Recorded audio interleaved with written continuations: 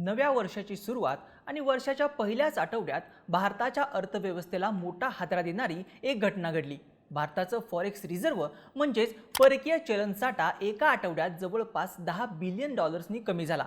ही घटना मोठी आहे कारण मागच्या 14 महिन्यात भारताच्या परकीय चलन साठ्यात एवढी मोठी घसरण कधीही झाली नव्हती. महत्त्वाचं म्हणजे मागच्या 4 आठवड्यांपासून भारताचा परकीय चलन साठा सातत्यानं वाढत होता, पण आता अचानक मोठी घसरण पाहायला मिळाली.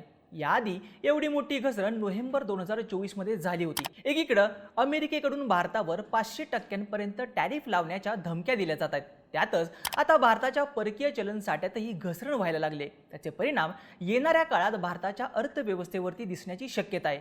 पण भारताचा परकीय चलन साठा एका आठवड्यात अचानक एवढा का कमी झाला? यामागची कारणं नेमकी काय आहेत? त्याचे परिणाम भारतीय अर्थव्यवस्थेवरती कसे होऊ शकतात पाहूयात या व्हिडिओमधून. नमस्कार, मी ओमकार आणि तुम्ही पाहताय बोलभिडू. फॉरेक्स रिझर्व्ह किंवा परकीय चलन साठा म्हणजे काय? तर कोणत्याही देशाच्या मध्यवर्ती बँकेकडे दुसऱ्या देशाचं चलन, सोने आणि इतर मालमत्ता साठवून ठेवलेली असते. याचा वापर जागतिक व्यापारासाठी, कर्जाची परतफेड करण्यासाठी आणि आपल्या चलनाला स्थिर ठेवण्यासाठी केला जातो.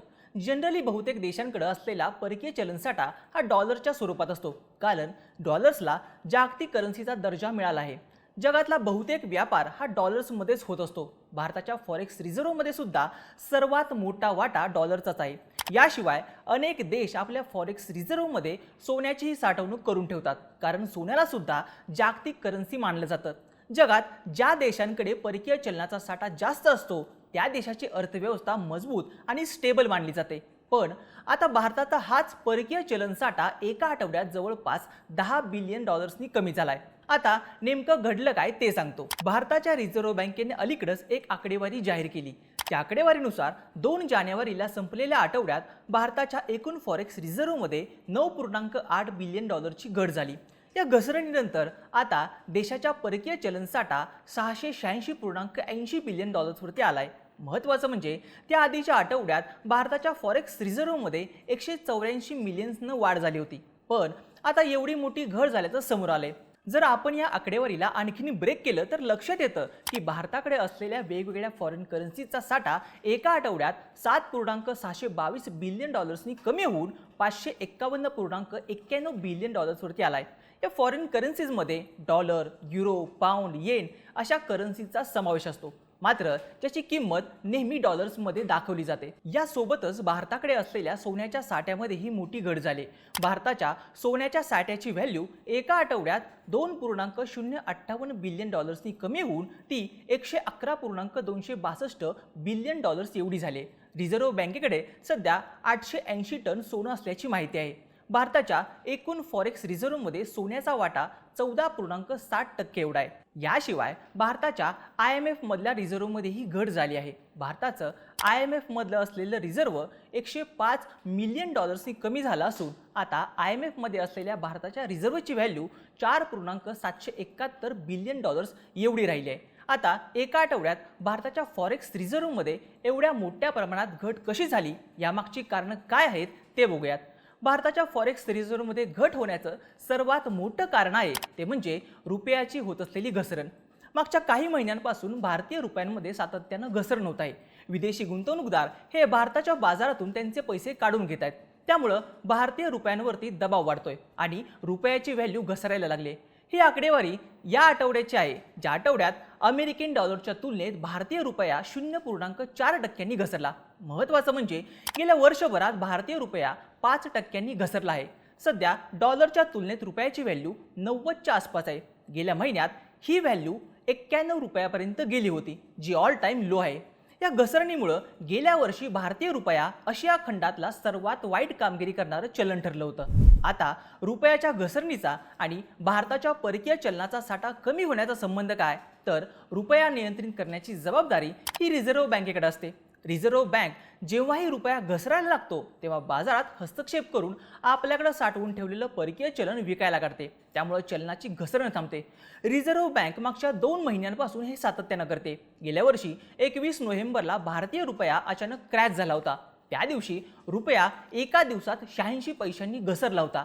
मार्केटचा विचार केला तर ही घसरण फार मोठी होती, कारण मागच्याच वर्षी एका दिवसात एवढी मोठी घसरण फक्त ऑपरेशन सिंदूरच्या वेळीच पाहायला मिळाली होती. त्यावेळी रुपयामध्ये आणखीन घसरण होऊ नये म्हणून रिझर्व्ह बँकेनं हस्तक्षेप केला आणि आपल्याकडचे डॉलर्स विकायला काढले.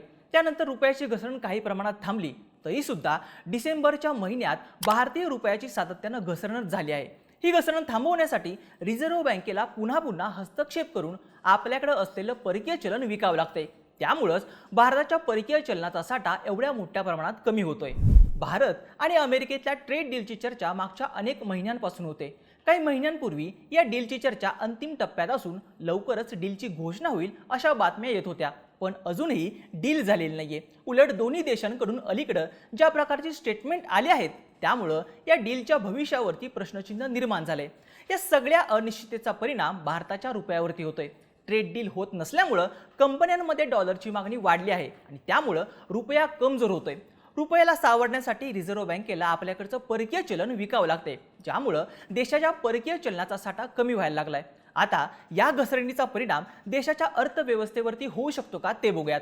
इथे लक्षात घेण्यासारखी गोष्ट म्हणजे भारताच्या परकीय चलनाच्या साठ्यात 10 बिलियन डॉलरची घट झाली असली तरी सध्या आपल्याकडे 686 बिलियन डॉलरचा साठा शिल्लक आहे. जगात सर्वाधिक परकीय चलन साठा असलेल्या देशांमध्ये भारताचा नंबर 5वा आहे. या लिस्टमध्ये पहिल्या 4 क्रमांकावर चीन, जपान, स्वित्झर्लंड आणि रशिया हे देश आहेत. त्यामुळं इतर देशांच्या तुलनेत भारताची स्थिती अजूनही चांगली आहे असंच म्हणता येतं. सध्याची घसरण मोठी असली तरी परिस्थिती अजूनही नियंत्रणाबाहेर गेलेली नाहीये. पण भारतीय रुपयासाठी येणारे काही आठवडे आव्हानात्मक असू शकतात, कारण भारत अमेरिकेतल्या ट्रेड डीलबाबत अजूनही अनिश्चितच आहे. त्यातच अमेरिकेचा व्हेनेझुएलावरती हल्ला, त्यानंतर ग्रीनलँडवरून अमेरिका आणि युरोपमध्ये वाढलेला तणाव आणि इराणमधली बदलत असलेली परिस्थिती यामुळं जगभरात अस्थिरतेचं वातावरण आहे. याचाच परिणाम भारतीय रुपयावरती होणार हे निश्चित आहे. एकूणच काय तर रुपयाच्या घसरणीचा फटका भारताच्या फॉरेक्स रिझर्व्हलाही बसताना दिसतोय. सध्या जरी भारताची स्थिती चांगली असली तरी येत्या काळात रुपयाची आणखीन घसरण झाली तर मात्र भारताची चिंता वाढू शकते. आता अशा स्थितीत RBI कडून काय पावलं उचलली जातात, देशाचं परकीय चलन कमी होऊ नये म्हणून RBI काय उपाययोजना करते हे पाहणं देखील महत्त्वाचं असेल. तुम्हाला या सगळ्याबाबत नेमकं काय वाटतं? तुमचं मत आणि प्रतिक्रिया आम्हाला कमेंट करून नक्की सांगा आणि अशाच माहितीपूर्ण व्हिडिओज पाहण्यासाठी बोल भिडूच्या YouTube चॅनलला सबस्क्राईब करायला विसरू नका.